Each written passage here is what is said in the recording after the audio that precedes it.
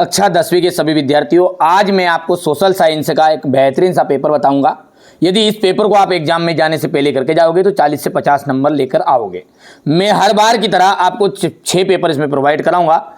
यदि आप उनको अच्छे से सॉल्व कर लोगे तो 75 के 75 नंबर अच्छे से कवर हो पाएंगे। चलिए तो देर किस बात की, फटाफट से शुरू करते हैं। भारत में वन्य जीव सुरक्षा अधिनियम कब पारित हुआ? 1972 में हुआ था। किस राज्य में बांस ड्रिप सिंचाई सामान्य है? मेघालय। देश का सबसे पुराना कृत्रिम पत्तन कौन सा है? चेन्नई। 1804 की नागरिक संहिता को किस नाम से जाना जाता है? नेपोलियन संहिता। भारत में साइमन कमीशन का बहिष्कार किया गया। देखिए, साइमन कमीशन जो था ना, उसके सारे के सारे सदस्य अंग्रेज थे, यानी अंग्रेज अधिकारियों को ही इसमें लिया गया था। अब ये क्या था वास्तव में? ये एक टीम बनाई गई थी कि जो जो अंग्रेज सरकार है, वो अंग्रेज सरकार किस तरह से देशवासियों की के लिए मददगार साबित हो रही है या नहीं हो रही है, इसकी जांच पड़ताल करने के लिए। अब उसमें पूरे के पूरे सदस्य कौन थे? अंग्रेज थे। और जब उसमें अंग्रेज थे तो भाई साहब सारे के सारे अंग्रेज थे, तो वो तो उनकी बड़ाई करेंगे, सही भले काम नहीं हुआ जब भी हाँ कर दिया। खानापुर तो याद इसलिए क्योंकि इसमें कोई भारतीय सदस्य नहीं था, इसलिए भारत के वासियों ने इसका बहिष्कार किया और साइमन वापस लौट जाओ का नारा भी लगाया था। ग्रामीण स्थानीय सरकार को हम क्या कहते हैं? तो ग्रामीण स्थानीय सरकार को हम, ठीक है, नगर कमेटी के नाम से जानते हैं। ठीक है, चलिए आगे बढ़ते हैं। और यहां से आपका पहला जो है 1972 आ जाएगा इंग्लिश मीडियम का। दूसरे में मेघालय है, वो तो सेम है, हिंदी मीडियम और प्लस इंग्लिश मीडियम। देखिए ध्यान से समझिए, हमारा जो उद्देश्य है वो यही है कि आप अच्छे अंक प्राप्त करो। और अच्छे अंक प्राप्त करने के लिए क्या करना पड़ेगा? ठीक है, अच्छी मेहनत करनी पड़ेगी। तो ये सेट बी भी है, सी भी है और डी भी और ई और एफ 6 पेपर में आपको प्रोवाइड कराऊंगा और 6 पेपर में ही आपका, ठीक है, काम पूरा हो जाएगा। पहले इनको कर लो कंप्लीट। ठीक है भैया, यहाँ पर कोई जादू की छड़ी नहीं है कि एक पेपर करो और 75 ले जाओ। ठीक है, इसलिए क्यों 40 से 50 चाहिए तो एक पेपर 2 पेपर कर लो, बस बहुत है। ठीक है, और ज्यादा चाहिए थोड़ी सी मेहनत तो करनी पड़ेगी। विनिर्माण उद्योग सामान्यतः आर्थिक विकास की रीढ़ समझे जाते हैं। देश की पहली रेलगाड़ी मुंबई और थाने के मध्य चलाई गई थी। मार्च 1919 में बंबई में एक खिलाफत समिति का गठन किया गया। इंग्लैंड के कपड़ा व्यवसायी स्टेपल्स से ऊन खरीदते थे। अलोकतांत्रिक सरकारों में क्या नहीं होती? अलोकतांत्रिक सरकारों में पारदर्शिता नहीं होती है। तमिलनाडु के ग्रामीण क्षेत्रों के 90% लोग आज भी, ठीक है, राशन की दुकान का प्रयोग करते हैं। चलिए अब आगे बढ़ते हैं और अगला प्रश्न अपन ध्यान से देखते हैं। तो इंग्लिश मीडियम वाले बच्चों का आ जाएगा। आप तो अच्छे से मेहनत करो। देखिए हमारा उद्देश्य यही है कि आप अच्छी तरक्की करो, अच्छी मेहनत करो, ठीक है, और जीवन में आगे बढ़ो।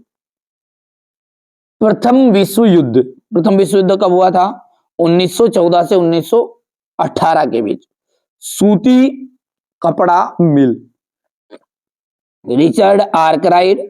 बेल्जियम की जो भाषा है वो है आपकी डच एवं फ्रेंच।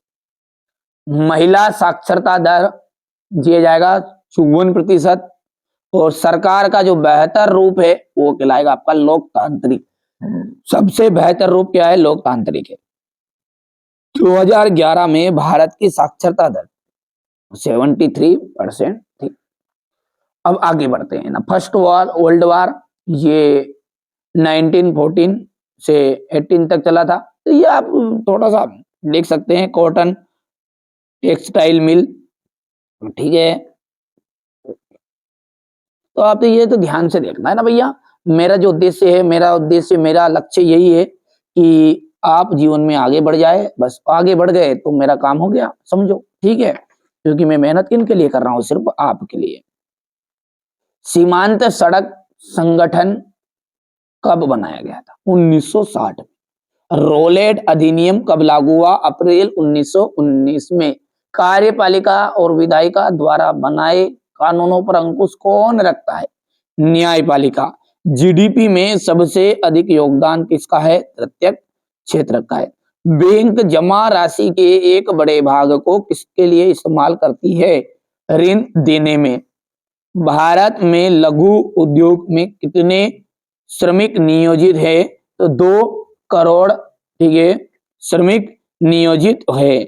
चलिए अब आगे बढ़ते हैं और यहां से ध्यान से देखते हैं, इंग्लिश सुनने वाले बच्चे बढ़िया से स्क्रीनशॉट लेंगे यहां से।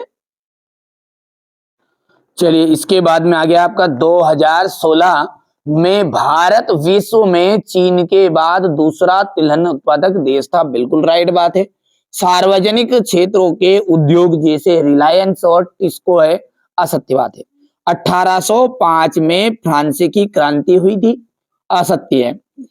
जनगणना में प्रत्येक 10 वर्ष के बाद सभी नागरिकों के धर्म को दर्ज किया जाता है। लोकतंत्र में गलतियां सुधारने की गुंजाइश नहीं होती। औद्योगिक क्षेत्र को क्या कहते हैं अपन? प्राथमिक क्षेत्र के नाम से जानते हैं क्या? तो ये भैया है ना, औद्योगिक क्षेत्र आपका द्वितीय क्षेत्र के अंतर्गत आएगा और ये बोल रहा है कि प्राथमिक क्षेत्र, ये आपका गलत हो जाएगा। अब ट्रू और फॉल्स है, इंग्लिश मीडियम, सारी चीजें कंबाइन चल रही है, Hindi medium plus English medium. आप तो मेहनत करो, ठीक है। अब ये जो क्वेश्चन नंबर 6 है ना, यहां से मेरी जवाबदारी है आपको, आप तो जितना मैं बताता जाऊं उतना करता जाओ, ठीक है। 10 से 15 दिन बस, ओनली 10 से 15 दिन में ही अपन सारे सब्जेक्टों को कवर कर लेंगे, चाहे मैथ्स हो, चाहे इंग्लिश हो, चाहे हिंदी हो, संस्कृत हो, सब कुछ। आप तो अच्छी मेहनत कर लो, है ना। भारत में पाए जाने वाली मिट्टियों के नाम बताइए। बांगर और खादर मृदाओं के बीच अंतर। जलोढ़ एवं काली मिट्टी, जलोढ़ एवं काली मिट्टी में अंतर बताना है। मृदा संरक्षण से आप क्या समझते हैं? ठीक है, गन्ना जो है वो नगद दाम की फसल है, क्यों? ठीक है, और खरीफ एवं रबी की फसल में आपको अंतर बताना है। विनिर्माण क्या है? स्पष्ट कीजिए कि कृषि और उद्योग किस प्रकार साथ साथ बढ़ रहे हैं। सीमा सड़क संगठन की स्थापना कब की गई? देश के प्रमुख संचार साधन आपको बताने हैं, ठीक है। इसके बाद में आपको बताना है digital, what is digital India, digital Bharat क्या है। बंदरगाह और पतन में अंतर आपको बताना है। कॉर्न लॉ क्या था? कॉर्न लॉ क्या था भैया, है ना, आप जानते होंगे, वैसे सॉल्यूशन में बताऊंगा मैं, ठीक है, सारी चीजें वहां पर। कॉर्न लॉ क्या है? ब्रिटिश सरकार ने जो बड़े भूस्वामी है, जैसे जो बड़े बड़े काश्तकार थे, काश्तकार मतलब जिनका 1000 एकड़ जमीन, 2000 एकड़ जमीन, 500 एकड़ जमीन, इन सबके दबाव में मक्का आती थी बाहर से, तो मक्का को बाहर से नहीं आने दिया। उनने कह दिया कि भाई साहब, अंग्रेज सरकार पे दबाव डाला, बड़े बड़े आदमियों की चलती थी। ऐसा नहीं है कि अंग्रेज चलाते, थोड़े बड़े बड़े जो थे राजा महाराजा है, जो बड़े बड़े काश्तकार, उनकी चलती थी उनके पास, तो जैसे चलती थी, ठीक है। तो उन्होंने मक्का के आयात पर रोक लगाने के लिए कानून बनाने के लिए कहा। अब ब्रिटिश सरकार ने कानून बनाया कि भाई साहब बाहर से कोई भी मक्का नहीं आएगी, तो उसको अपन कहते हैं कारण ला। ये सारी चीजें मैं सॉल्यूशन में समझाऊंगा। आयात शुल्क क्या है? बाहर से कोई भी चीजें जो आती है, जो सीमा पर टैक्स लगता है, बंदरगाहों पर टैक्स लगता है, उसे अपन आयात शुल्क कहते हैं। ब्रिटेन की महिला कामगारों ने स्पिनिंग जेनी मशीन पर हमले क्यों किए? सेठ हुकुमचंद कौन थे? वेलम और प्लाटेन से क्या से उल्मा व फतवा से आपका क्या आशय है? चलिए आगे बढ़ते हैं और अगला देखते हैं ध्यान से। त्रिपिटिका कोरियाना क्या है? पंचांग तथा गाथा गीत से क्या आशय है? प्राथमिक क्षेत्रक, द्वितीय क्षेत्रक और तृतीय क्षेत्रक को आपको उदाहरण सहित समझाना है। अधोसंरचना और ज्ञान आधारित समाज क्या है? वैश्वीकरण क्या है? किन उद्योगों पर वैश्वीकरण का बुरा प्रभाव पड़ा है? ठीक है, विदेशी व्यापार क्या है? वर्ष 1991 के पूर्व भारत की विदेश व्यापार की नीति क्या थी? जैव विविधता क्या है? मानव जीवन के लिए क्यों महत्वपूर्ण है? यहां से देखिए, भारत में वनों को कितने वर्गों में बांटा गया, या वनों के प्रकार बताना है भारत में। एकात्मक शासन का अर्थ और दोष बताइए एकात्मक शासन के। यहां से देखिए, एटीएम क्या है समझाना है हमें। भारत में ऋण के औपचारिक स्रोत बढ़ाने की क्यों आवश्यकता है? मुद्रा क्या है? मुद्रा के कार्य। हमें खनिजों के संरक्षण की आवश्यकता क्यों है? लौह और अलोह खनिज के बारे में आपको बताना है। इसके बाद में बात करें तो ये आपका गांधी जी के सत्याग्रह पर गांधी जी के 4 विचार लिखने हैं। ठीक है, यानी कि ठीक है